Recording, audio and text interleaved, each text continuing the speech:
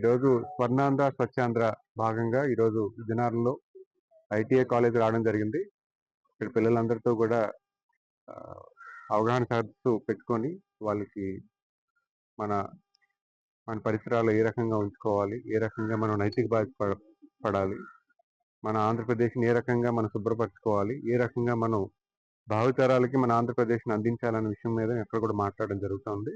ముఖ్యంగా ఈ ప్రదేశానికి వచ్చి పిల్లలందరితో కలిసి వాళ్ళ క్యాంపస్ని రివ్యూ చేయడం, అలాగే వాళ్ళతో పాటు మొక్కలు నాటడం ఇవన్నీ కూడా చేయడం జరిగింది.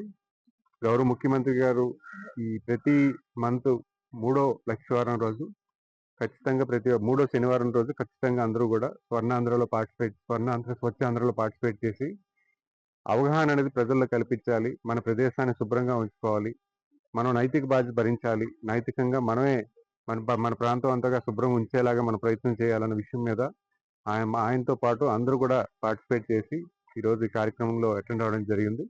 సో ఖచ్చితంగా మనందరం కూడా ఆయన ఆదేశాల మేరకు ఆయన ఏదైతే పిలుపునిచ్చారో దాని క్రమేణా మనందరూ కూడా పార్టిసిపేట్ చేస్తూ మనం కూడా నైతిక బాధ్యత భరించాలని కోరుకుంటాను. ధన్యవాదాలు. Local to global news at your finger tips.